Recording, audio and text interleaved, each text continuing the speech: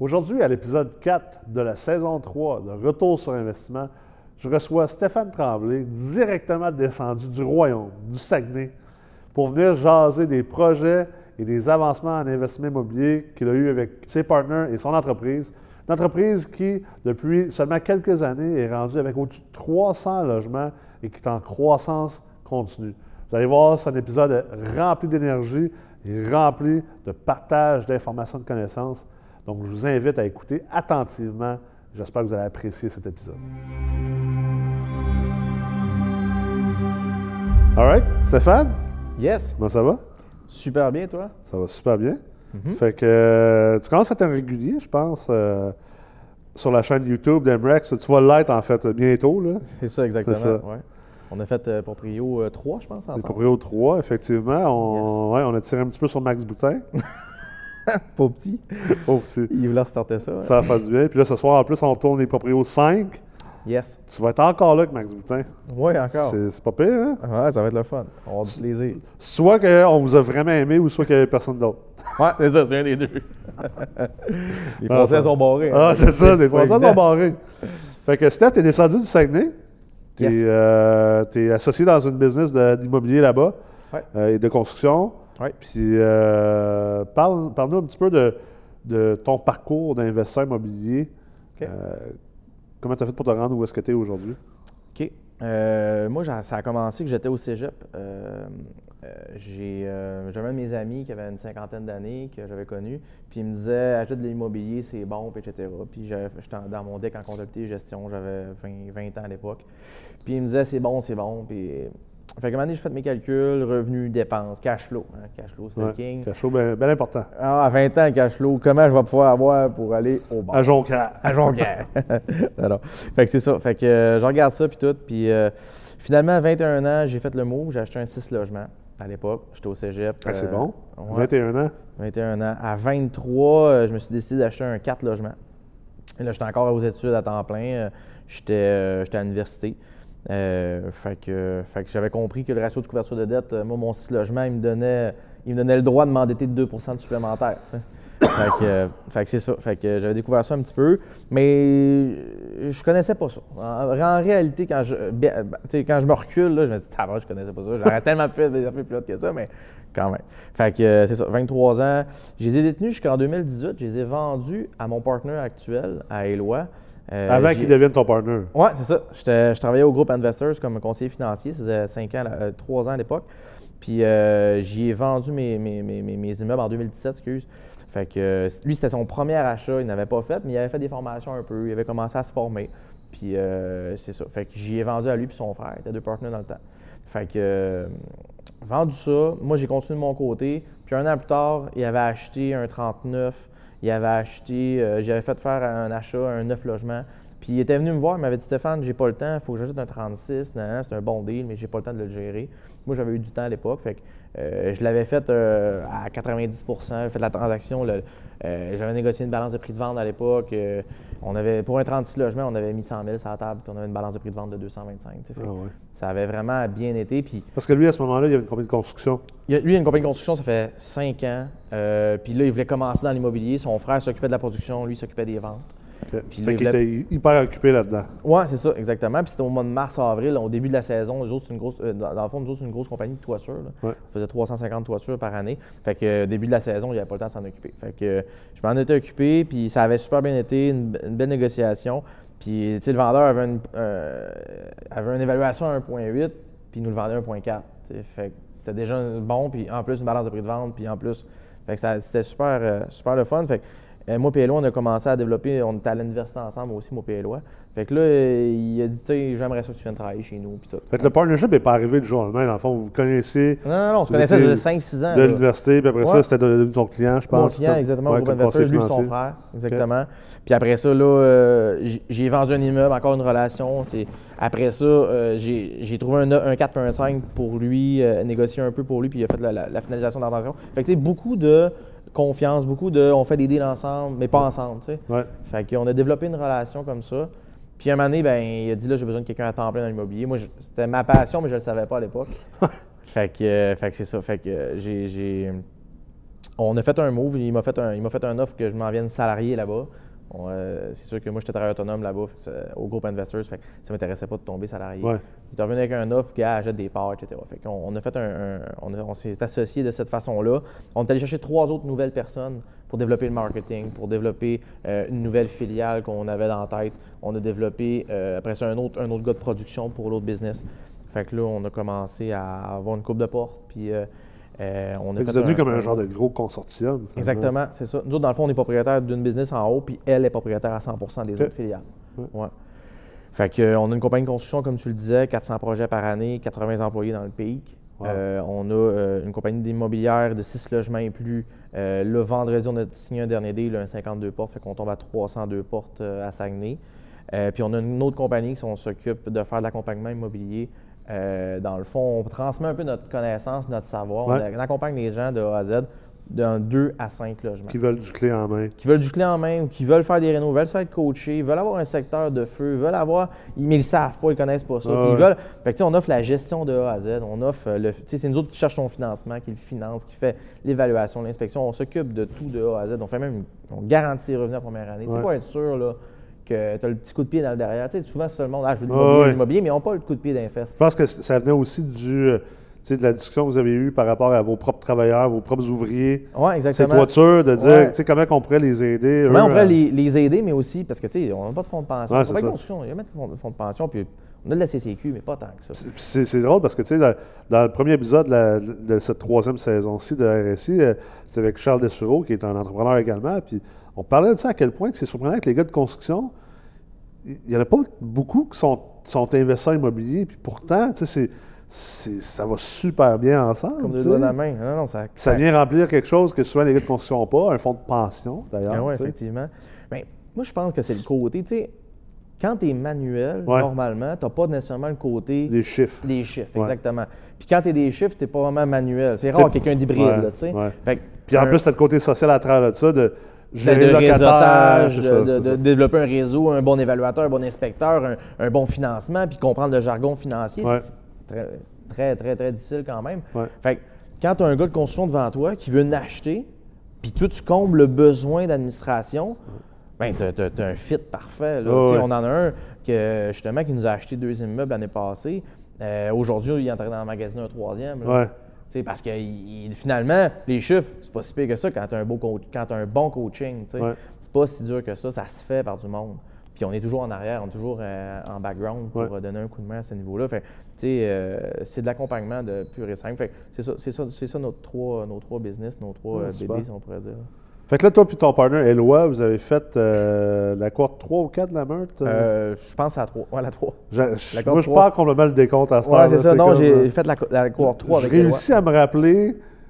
Je sais tout le monde qui a fait la Meurthe, mais là, à cette heure-là, me rappeler quelle cohorte. Laquelle, là, au début, quand tu avais. On est rendu à 7, là, tu sais. Oui, c'est ça, la 7e s'en vient. Très cool. Fait que vous avez fait la 3e. Oui, on a fait la 3e. On a développé des beaux réseaux de contacts. Puis c'est ça, moi, plus ça va, puis plus mon champ d'expertise s'en va, oui, dans le financement, oui, dans l'achat, oui, dans la négociation, oui, dans balance de prix de vente, débenture, rachat d'actions, mais aussi développer un réseau de contacts qui est fort. On a des grosses ambitions, nous autres. On est 6 actionnaires. Souvent, on parle des lois, mais on est 6 partenaires ensemble, puis on a des grosses ambitions. On a décidé de dire, moi, j'ai décidé de dire, c'est beau, je ne veux pas être 100% propriétaire de 10 portes. Je veux être propriétaire 1/6 de 1000 portes 2000, 10 000 portes. On a des ambitions de feu.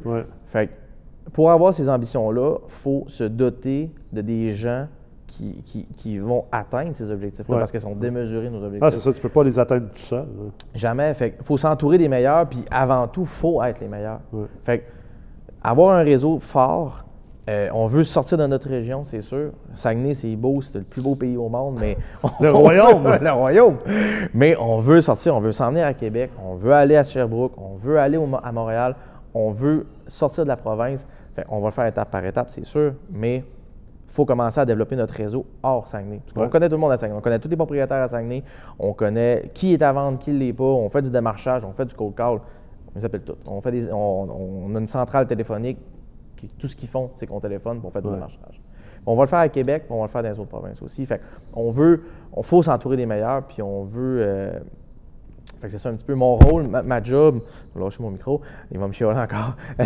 Ma job, c'est de développer ça, puis d'avoir le meilleur réseau d'investisseurs aussi. Parce qu'on ne fait pas ça tout seul. Tu sais. Non, c'est clair. Puis c'est quoi l'affaire? Tu avais déjà un background, si on veut, d'immobilier, parce que tu as commencé très jeune dans l'investissement immobilier, même surprenamment jeune. Puis après ça, tu avais un background en finance. Exactement. Un DEC en comptabilité et gestion, fait un bac en finance. Qu'est-ce qui t'a le plus surpris quand vous êtes rentré dans Meurthe au Pied-Lois, à part le plaisir qu'on a dans les retraites le vendredi soir, là, mettons, outre ça? Je sais pas de quoi tu parles. C'est quoi qui nous a marqué le plus? Je te dirais, d'être tu sais, tout le monde souvent dit « Hey man, moi, je t'ai pété des chiffres dans ma tête. Ouais. » Mais moi et Pied-Lois, on est vraiment des gars de chiffres, puis on baignait, on nageait dans l'eau. Tu sais, on était vraiment, pas c'était facile. Non, pas tout, c'était quand même hard, mais c'était tellement hâte de voir comment que un autre de mes passions, les chiffres, pouvait rejoindre un autre de mes passions, l'immobilier, qui faisait en sorte que c'était un match parfait, puis que comment qu'on pouvait se baser sur de la donnée du stade pour apporter un autre niveau, amener nos immeubles à un autre niveau carrément. À quel point je ne savais même pas que ça existait. À quel point on peut jouer avec les chiffres. Tu sais, les gens qui n'ont pas un background financier, même les gens qui ont un background financier, des fois, ils ne réalisent pas. Tu sais, je veux dire, je parle souvent avec des actuaires, avec des CFA, avec des économistes, des économétriciens, mais quand tu as cette connaissance-là appliquée, mettons spécifiquement au multilogement, c'est illimité ce que tu peux faire. La manière que tu peux structurer des deals, la manière que tu peux structurer des partnerships. Tu sais, la seule limite, c'est la limite de ta capacité de réflexion, puis d'ouverture d'esprit, puis de mentalité. C'est d'arriver sur un problème, puis se dire, c'est-tu un problème ou bien c'est juste un défi? Ouais. Tu sais, si tu arrives devant le quoi, puis tu fais, non, ça ne fera pas. Ouais. Arrête. Là. Puis souvent, j'ai remarqué ça avec Éloi, souvent, mettons, moi personnellement, pour mes problèmes à moi, notre business, je suis quand même très bon, là, mais quand j'arrive avec des problèmes des autres, ça se résout là, en dedans de 2 secondes d'écart. Ah ouais. Parce que je vois pas les obstacles comme j'y vois. Tu n'as pas la limitation émotionnelle que souvent les gens ont ce problème-là. C'est vrai de ça. C'est ça que je trouve intéressant dans le réseautage. Ça, on parle souvent du réseautage comme étant... souvent les gens pensent que le réseautage, c'est donner un 5 à 7 là, puis donner 3-4 cartes d'affaires. Le vrai réseautage, connecter des gens, comme on fait exemple dans le programme La Meurthe, ou on l'encourage souvent dans les programmes au Collège MREX, mais le vrai réseautage aussi, c'est important, je trouve. Je trouve que c'est très sous-estimé ou pas assez mis de l'avant, mais tu as bâti des amitiés avec des gens à travers le Collège MREX, avec d'autres investisseurs de d'autres régions, puis je sais que vous vous appelez des fois, puis ça va de soi des mêmes bords. Tu peux parler avec un autre investisseur, par exemple de Montréal ou au Québec, puis tu peux l'aider à régler son problème vite parce que tu n'as pas cet attachement émotionnel-là, mais vice-versa. Exactement. Ça a une valeur qu'on dirait que les gens qui n'ont pas encore baigné là-dedans ont de la misère à comprendre à quel point ça peut t'aider à avancer comme investisseur. Comme je disais tantôt, les chiffres, je ne savais pas que les chiffres pouvaient m'apporter à un autre niveau comme ça. Mais à cette heure que je l'ai vu, je fais comme tabarouette, il y a un next level, là, tu es capable d'avancer. Fait effectivement, comme tu dis, les gens sous-estiment énormément le réseau de contacts. Sérieusement, là, le réseau de contacts, c'est primordial. Avoir pas un investisseur, mais avoir un évaluateur, un inspecteur, un gars que tu peux appeler, tu dis, hey, ça, telle affaire, comment toi tu vois ça? Comment toi, le financement, qu'est-ce que tu en penses? Pas une grande cérémoniade, là, puis de partir de financement, puis savoir dans 2 mois que ça ne fera pas. Appelle ton banquier. Ça t'est jamais arrivé, ça? Jamais. Ah oui, au début, ça nous est arrivé. Mais tu sais, il faut que tu aies un moment donné que tu sois capable de dire, je prends le téléphone, j'appelle comme si c'était mon ami, puis je dis, hey, tu sais que tu penses de ça. Si je t'amène le projet comme ça va sortir comment? Non, ça n'a pas de bon sens. Oui. Fait que de créer ça, c'est vraiment, c'est super. Puis avec la MREX, moi, dans le fond, je fais un petit peu de coaching là, pour aider les gens de la Meurthe. Tu es tuteur d'ailleurs dans la Meurthe à cette heure. C'est ça. Puis on fait des soirées, dans le fond, 1 heure, 2 heures, on discute avec 10 investisseurs. Les hot seats. Les hot seats, exactement. Puis, tu sais, c'est le fun de voir comment que les gens... Tu sais, souvent, après les hot seats, là, à un moment donné, ça te trompe tôt dans le personnel. La personne veut des conseils, vraiment. Appelle-moi, là, je vais te donner un coup de main. J'en ai des 15 minutes, là. De Facebook à stalker, là, non. Appelle-moi, on va prendre 15 minutes, 20 minutes, 1 heure. On va jaser ensemble, puis je vais essayer de t'aiguiller sur ton problème parce qu'on l'a vécu. Puis moi, c'est un peu ça. En étant conseiller financier, moi, ce que j'aimais, c'était aider les gens. Ouais. C'était pas payant d'aider les gens. Parce que souvent, les autres qui ont besoin de plus d'aide, c'est les autres qui ont le moins d'argent Ouais, possible. Mais qui ont le Puis au moins lieu d'argent. d'aller leur vendre des produits, ben, tu es vraiment en train de les aider. Là. C'est ça, exactement. Tu veux vraiment les aider. Fait que c'est ça. Moi, c'est un petit dada c'est un petit dada à moi qui me manquait. Mais en faisant ça, je peux vraiment les aider. Puis arriver à un autre niveau. Puis juste des fois, ils ont rien qu'un. Souvent, c'est des déclics. Là. Ils le savent, mais ils ne veulent pas le faire. Ouais. Ça prend le petit coup de pied. Justement, c'est vraiment, tu l'as vraiment bien dit, c'est le côté émotionnel qui bloque la patente. Comment tu sais, parce que je pense que, tu sais, autant toi, Éloi, tu sais, je connais pas vos autres partners, c'est plus vous deux que j'ai connus à travers la meute. Tu sais, les deux, vous êtes très focus, vous êtes très déterminés, décidés. Là. Mais comment est-ce que les gens qui écoutent en ce moment, comment ils arrivent à ça? Parce que, tu sais, tu disais tantôt, moi, tu sais, j'ai tout de suite su que je ne voulais pas être propriétaire à 100% de 10 ou 50 portes ou 75 portes. Tu sais, on s'entend, c'est un choix très personnel. Ouais, j'aime mieux avoir un sixième de 1000, 2000 portes, tu sais. Ouais. C'est drôle parce que des fois, on voit ça un peu sur Facebook, justement. Tu as toujours l'école, pas l'école, mais tu sais, l'école de pensée, mettons, de certaines personnes qui vont faire comme « Ah, il y a juste 10 ou 30 portes. » Puis tu as l'autre qui dit « Ouais, mais ils sont toutes à moi. » Puis tu en as d'autres qui sont comme « Ah, il y a 1000 portes, mais ils sont 8 là-dedans ou sont 20 là-dedans. » Fait que finalement, dans le fond, il n'y a pas grand-chose. Ça, je trouve que c'est tellement limitateur comme manière de penser, autant des deux bords. Mais comment tu arrives comment tu es arrivé, toi, à être aussi décidé? C'est-tu quelque chose que tu as su tout de suite ou c'est à force d'avoir juste des immeubles par toi-même, puis à un moment donné, tu as comme fait « C'est quoi, c'est pas comme ça, j'ai envie de le faire. » Bien, moi, le déclic, ça a été que j'ai dit, bon, ben les blocs, je vais les vendre. En 2017, j'ai décidé de les vendre parce que... À Éloi. Parce que je m'occupais de la gestion. Je faisais les travaux. Fait que là, ils sont revenus, ces blocs-là. Ouais, ils sont revenus. Bon, je les ai rachetés. Souvent, la joke que je dis à Éloi, c'est pas drôle, c'est les blocs qu'on a payé le plus cher. On s'est vraiment fait avoir. Il y a toujours un petit soupçon de blague. Bon, mais ouais, c'est ça.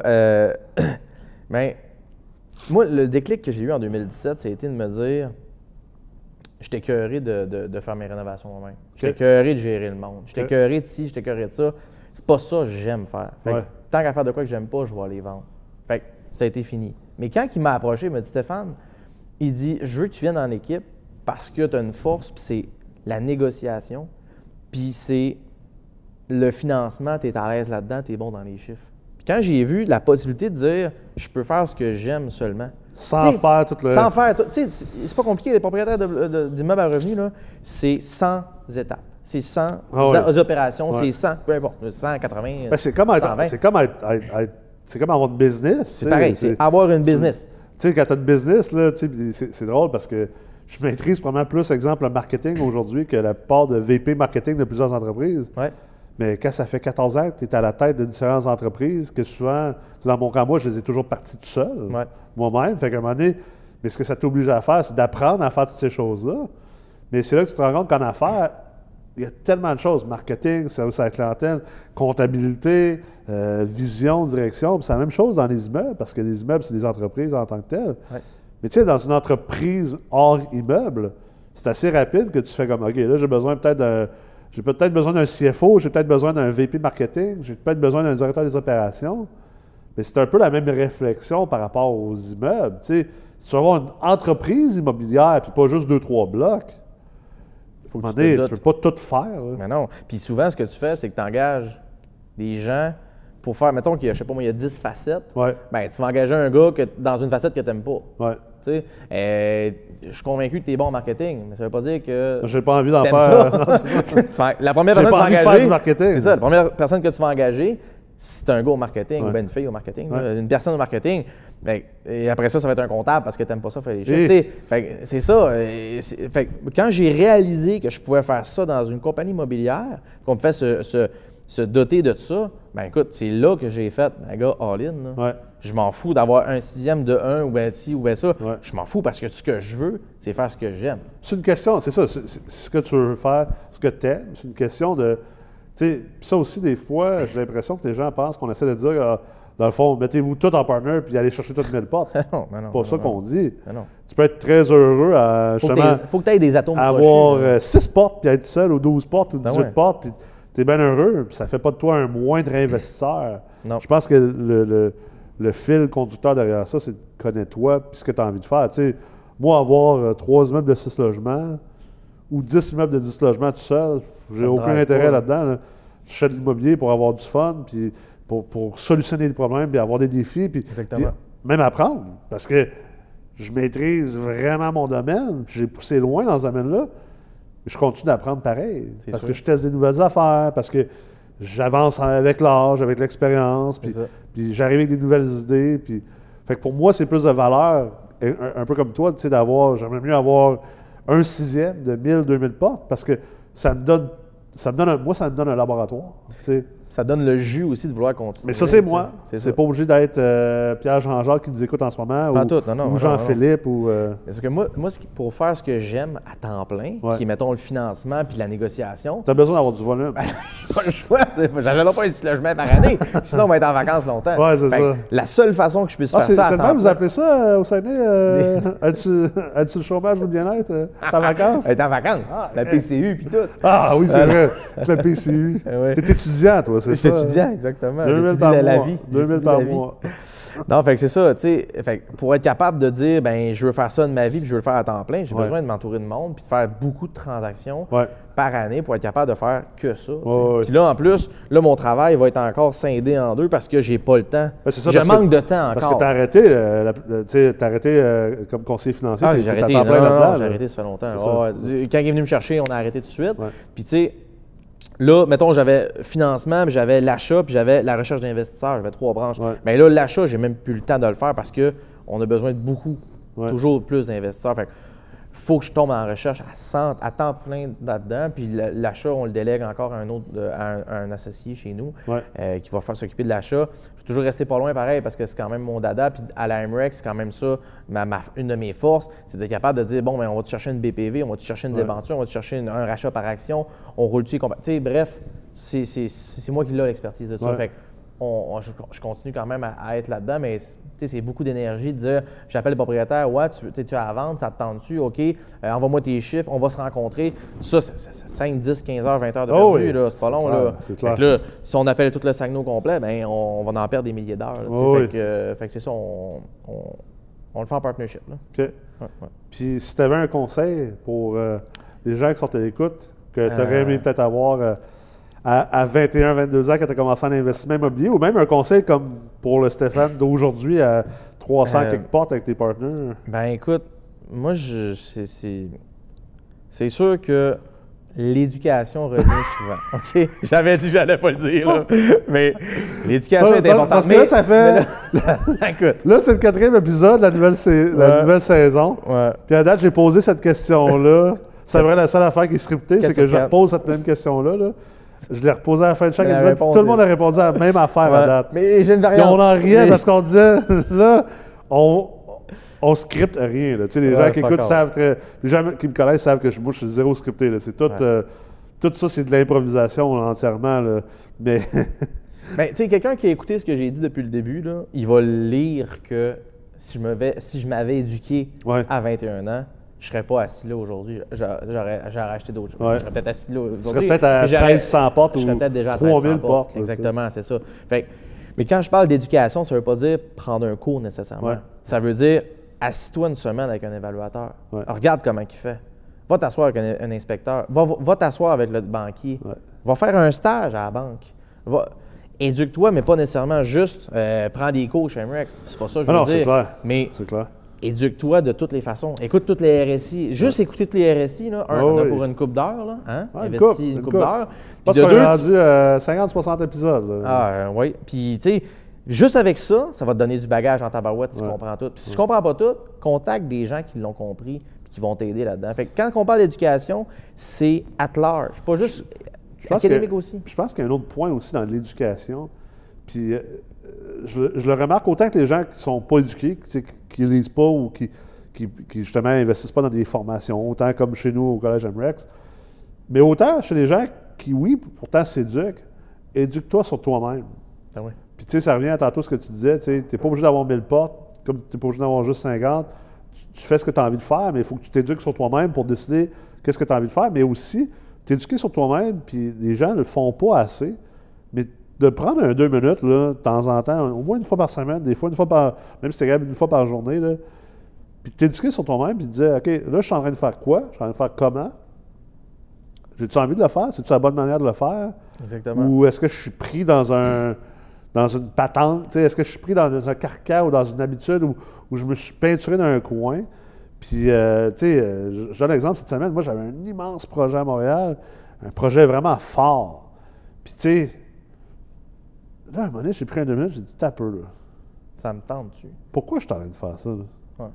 Là, c'est le temps de me rééduquer sur moi-même. Pourquoi je suis en train de faire ça? Projet de trippant, il y a de l'argent à faire à côté. Il n'y a pas qu'à l'affaire, c'est hot. L'ego rentre là-dedans et tout ça. Puis t'es comme. Je suis revenu à taper moi, je fais de l'immobilier parce que j'ai avoir du fun. Ouais, c'est ça. Puis là, il y a trop d'affaires là-dedans que je sais qui ne m'apportent pas du fun. Je le laisse aller. Mais ça, cette éducation-là sur soi-même. C'est dur. Puis je regarde des gens, des fois un peu. Comme on dit, ils sont en train de discipliner les roues. Là, les roues tournent, mais ils font du surplace. Là. S'ils prenaient juste comme un peu de temps pour regarder qu'est-ce qu'ils font, pourquoi ils font. Là, on entend souvent Ah, il n'y a pas de deal. OK. Prends 5 minutes puis pense à qu'est-ce que tu fais pour trouver des deals. Puis là, tu leur parles, puis ils sont comme ben, je regarde tout ça en prise de temps en temps. OK. Fait que tu n'as pas mis un système en place. Je pense qu'on a parlé à la dernière retraite de la Meurthe, tu étais là d'ailleurs, que j'avais dit, si, exemple, tu sais que pour passer chez le notaire, faire une transaction, que toi, tu projettes qu'il faut que tu aies fait 3 promesses d'achat. Ouais. Parce que là-dessus, il y en a probablement, mettons 4 promesses d'achat. Parce que là-dessus, il y en a 2 qui vont être refusées. Ouais. Il y en a 2 qui vont être acceptées. Puis sur les 2 qui vont être acceptés, il y en a un des 2 que tu vas toujours laisser tomber. Exactement. Mettons, on part de cette base-là. Bon, bien, ça veut dire qu'il faut que tu fasses au moins 4 promesses d'achat dans l'année.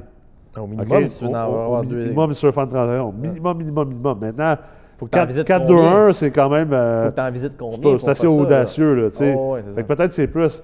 Puis là, tu sais, j'entends les gens sont comme, je vais atteindre tant de portes. OK, bon, mais on va faire la division du nombre de portes par le nombre de transactions moyennes. Combien de temps?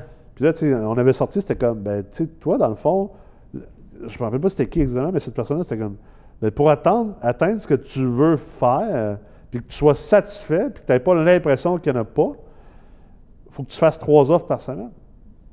Es-tu en train de faire 3 offres par semaine présentement? Tu es dans le champ gauche. Ben, écoute, là, Puis maintenant, est-ce que tu es capable de faire 3 offres par semaine? C'est réaliste. C'est ça, ton objectif, est-tu réaliste? T'as quoi? T'as 5 heures à mettre par semaine? Ouais. T'as 10 heures, tu sais. C'est ça. Tu développes ton réseau de contacts, mais t'as pas les heures nécessaires. Ouais. Tu t'alloues pas les heures nécessaires. Slack ta job. Es-tu capable de le faire? Tu es capable de travailler juste 20 heures par semaine puis d'en allouer 20 à l'immobilier pour être capable de faire 3 offres? Parce que, tu sais, il faut que tu en visites des Ça immeubles. revient au... Tu sais, on parle souvent de travailler plus fort, puis c'est important de travailler fort. Oui. Mais de travailler intelligemment, C'est ça. Ça vient avec une éducation de soi-même aussi. Là. Exactement. Puis la réponse que je voulais te donner, en fait, c'est pas l'éducation. Je t'ai dit l'éducation, mais c'était... Tu l'as juste dit pour me faire rire. Là, c'est ça. Non, mais c'est vrai, mais il y a aussi moi, ce que dans ma vie, là, je suis quand même l'avocat du diable tout le temps. Là. Mes partenaires te le diraient. Là. Il y en a 5 qui sont d'accord, moi je suis pas d'accord parce que j'ai tout le temps le petit pourquoi. Ouais. Pourquoi? Pourquoi le banquier, il veut pas faire de retrait d'équité? C'est à cause du COVID. Bon, OK. Mais pourquoi? Comment je vais faire pour lui faire dire oui à la fin? Pourquoi que l'évaluateur m'arrive avec un TGA à 5,5? Pourquoi? Pose-toi la question tout le temps du pourquoi lui, tu sais, pourquoi il t'apporte ça? Il y a une raison. Là. C'est pas pour te faire chier. Là. C'est jamais pour te faire chier. Bon, on a tout le temps l'impression que c'est ça, mais c'est pas pour ça. Il y a toujours une raison derrière ça. Fait que, à toutes les fois que quelqu'un dit quelque chose, demande-toi pourquoi. Pourquoi j'ai investi à Saguenay? Pourquoi j'ai investi à Sherbrooke? Pourquoi tu as fait 15 transactions l'année dernière? Pourquoi tu en as encore 10 à la table? Pourquoi? Ouais. Parce que, crème, tu as un réseau de contacts. Parce que je suis fou dans la tête. Parce que tu es fou dans la tête. Oui, ça, c'est une partie de la réponse. Je me le demande pourquoi bien les jours. Mais tu sais, fait que pousse ta réflexion. Ouais. Arrête de t'arrêter à ah, Montréal, c'est 3,5 de TGA. Mais pourquoi c'est 3,5? Puis pourquoi tu n'irais pas là? Exact. Puis pourquoi le monde achète à 3,5? Il y en a plein qui achètent à 3,5. C'est si fou que ça. Personne n'y achèterait. Pourquoi que le monde achète? Parce qu'ils sont prêts à recevoir un rendement de 3,5. Si la réponse, c'est non, c'est vrai que le monde sont fous, ça se peut. La mentalité de troupeau, comme on en appelle. Et voilà. OK, ben pourquoi tu regardes juste à Montréal? Pourquoi tu regardes juste à Saguenay? C'est vrai que le pourquoi est tellement C'est le why. Fait que, Puis pourquoi tu le fais? Un peu comme tu disais tantôt, te remettre en question. Pourquoi Ouais. je suis rendu dans un gros projet à Montréal qui va me demander énormément de fois, Ouais. que le fun va être absent? Stress, C'est quoi, risque. le stress. c'est ça. Puis là, je vais vraiment risquer vraiment Ouais. quelque chose. Il va falloir Ouais. que je cautionne. Ouais. Normalement, je cautionne jamais. Pourquoi je suis rendu là? Ouais. Tu sais, Eloi, il y a un mindset qui est très, très fort. Puis Miracle Morning, il a commencé à lire ça, puis il le fait, je pense, ça fait 75 jours, 80 Ah ouais, jours. Ouais, il est vraiment mindset, là, focus énormément. Puis là-dedans, à tous les matins, il faut que tu te poses la question, le pourquoi. T'écris un petit peu, t'écris ta vision. Ouais. Tu sais, Il quand faut que tu te sors le rappelles parce que c'est facile de l'oublier à travers tout ce qu'on fait. là. Puis quand tu fais, je sais pas si tu as déjà fait ça sûrement, une planification stratégique de ta Ouais. business, là, Ouais. quand tu sors de là, hein, t'es-tu craquant? Oh, oui. Hey, là, la prochaine année, on va faire ça. 3 ans, 5 ans, 10 ans. Sauf qu'après ça, tout le monde le range sur sa tablette. Là. Ouais, c'est ça. Là, t'es un mois, là, Ouais, craquant c'est ça. tout. Là, t'en parles avec tout le monde. Puis après ça, 6 mois plus tard, comment ça, c'était l'affaire, Ben, ça marche pas, puis t'es jamais revenu à ta planification stratégique, Non, tu l'as jamais. oublié. Non, c'est ça. tu L'être l'as humain, oublié. là, on a une faculté qui oublie. Hein, Puis là, un an plus tard, tu espères que tu as atteint tes objectifs, Ouais. mais tu n'as pas pensé de l'année. Mais le Miracle Morning, puis je dis pas de faire ça, mais je dis peut-être de prendre un petit 5 minutes par jour Ouais. à dire c'est quoi ma planification stratégique. Je suis en lien avec. Je prends-tu des actions pour? 5 minutes, là. Écoute, là, du Facebook, là, regarde dans ton téléphone, il va te le dire combien de temps que tu passes sur Facebook là, par jour. Tu n'en passes pas mal plus que 5 minutes. Fait que prends 5 minutes, investis-les dans planification stratégique, où est-ce que je m'en vais, puis je suis convaincu que ça va t'apporter grandement bien des choses. C'est clair. Puis la lecture aussi, si j'aurais un conseil à donner, là, lis. Lis, éduque. Ça vient ouais, avec l'éducation, là, mais lire des livres. Puis des pas gens nécessairement qui l'ont juste fait. sur l'immobilier. Moi, je lis Non, sur non. beaucoup de choses. Puis c'est Développement incroyable. Des fois, je peux personnel. lire quelque chose qui n'est même pas en lien avec l'immobilier. Là. Puis ça, Ouais, il y a un déclic qui sort dans mon cerveau. Puis je pense à quelque chose pour l'immobilier. Mm. Puis pourtant, ce que je lisais n'avait pas rapport avec ça. Non, C'est ça. tellement puissant de faire ça. Ouais, vraiment. Merci beaucoup d'avoir été là aujourd'hui. Ça me fait plaisir. Un épisode vraiment le fun. Puis on va se revoir bientôt. On va se revoir dans les proprios. Merci Yes. d'être venu. Ça fait plaisir. J'espère que vous avez apprécié l'épisode aujourd'hui et rappelez-vous que c'est important de vous concentrer sur comment vous voulez investir en immobilier puis qu'est-ce que vous voulez en ressortir. Que ce soit d'avoir 10 portes, 100 portes ou 1000 portes, c'est pas ça la discussion. Ce qui est important, c'est de réfléchir à votre profil d'investisseur puis de réfléchir à votre pourquoi, votre why, comme l'a si bien dit notre invité aujourd'hui, Stéphane. Donc, je vous invite, si ce n'est pas déjà fait, à vous abonner à la chaîne YouTube d'MREX, également à la page Facebook et d'aller faire un tour sur le e-campus du Collège MREX au www.formationenlignemrex.com et on se revoit au prochain épisode. L'investissement immobilier depuis environ une décennie est devenu extrêmement populaire. On voit de plus en plus de gens qui veulent investir en immobilier, qui veulent acheter des blocs appartements parce qu'ultimement, investir dans de la brique, c'est investir dans de la brique. Mais avec la crise actuelle, la situation qu'on vit, de plus en plus de gens et d'investisseurs vont aussi avoir envie de se réfugier dans l'investissement immobilier multilogement, qui est considéré comme une classe d'actifs beaucoup plus sécuritaire d'un point de vue relatif. Ça fait en sorte que si vous décidez d'investir là-dedans et que vous voulez tirer votre épingle du jeu, vous allez devoir comprendre minimalement les bases de la mathématique, de la finance, de l'économie et également de l'urbanisme et de la construction. C'est pourquoi on vous a créé le micro-programme en finance de l'investissement immobilier multilogement. Le micro-programme est un programme de 9 cours qui se donne entièrement en ligne et sur demande. Vous pouvez réécouter tous les cours autant que vous voulez, à la vitesse que vous désirez, et vous pouvez prendre le temps d'apprendre les bases qui vont vous aider à commencer à investir en immobilier multilogement.